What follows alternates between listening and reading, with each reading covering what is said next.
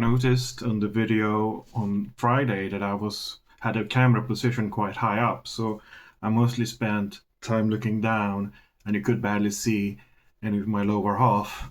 But I'm fine with that because I hate my double chin. So, it's better to ignore a problem than to face it. I should go on Ozempic, I guess, or do something about that.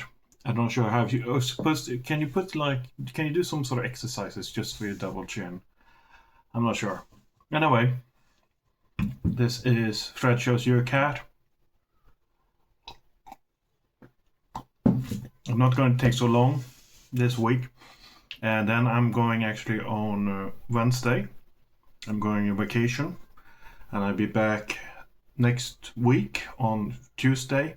So there will be a week of absence from this channel. But then I'll be back talking about some art that I like. Or that maybe I'll find an art book while on vacation. And I'll tell you all about it then.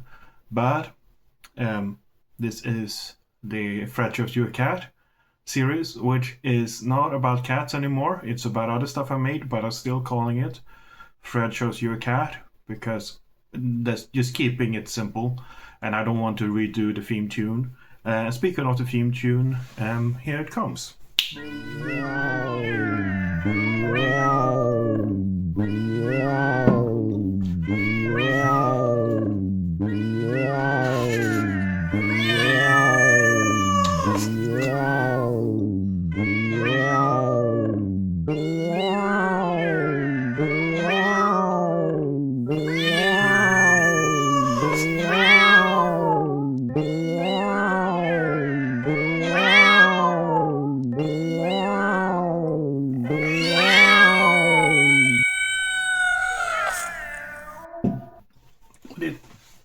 It's quite nice though. We have had, a few all episodes previously managed to create a nice, interesting backdrop for us to use. You can see all the cats. They will be with us for the foreseeable future. And you might remember all the names. This is Stinky. This is Pete. This is Reno, the wild cat. This is the dog.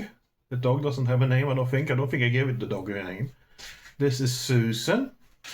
This is Marjorie. And this is Bartlett. I remembered all the names. And if you remembered all the names, contact me and I will send you something special in the mail. But I'm going to show you something different. I'm going to show you banana today. I had an assignment in 2023, so 3 years ago. I had an assignment at art school that we had to do a pastiche of some famous art. It was just a minor little exercise, and I decided to make a pastiche. A pastiche is a parody, but it doesn't necessarily have to be a parody. It's a copy. Typically, it might have a element of parody to it, but it's doing someone else's art in your style. But I chose to make something of Warhol. I actually did 2 pieces, but this is the one I like the most. It's the banana cover from Velvet Underground's first album by Warhol. Peel slowly and see, and signed Andy Warhol, but with the A crossed out. His name was Warhola, but he changed it to Warhol, which I guess I understand. Warhola doesn't sound too nice. Warhol doesn't. Yeah, I'm not sure. Would the world have changed or been different if he had kept his name Warhola? Would that have made any kind of difference? Anyway, you know the famous album cover. It has the banana. There's a banana sticker that you can peel off if you want, and then underneath it is this kind of pink banana shape. It's slightly phallic, I suppose.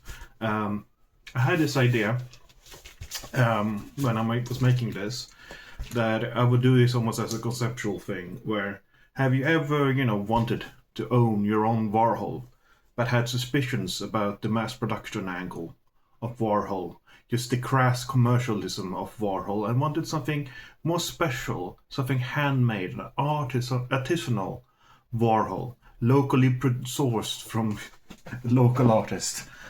Buy my Warhols that and avoid all those kind of icky, mass-produced GMO versions of Warhol.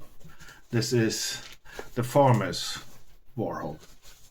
So I had that idea. Yeah, Warhol was, I think a lot of people don't consider this or aren't aware of this or don't think of this. That Warhol was like one of the most capitalistic artists of all time. That was like his whole thing. He loved plastic shit. He loved mass production.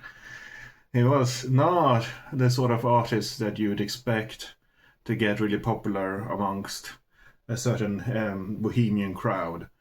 He was very American in a way that is interesting. And he looked funny. But that's it for today.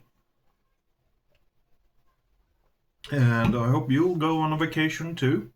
You can join me if you want, if you find me in real life. But I hope you don't, because that would be kind of terrifying. So, see you in a week. Boop.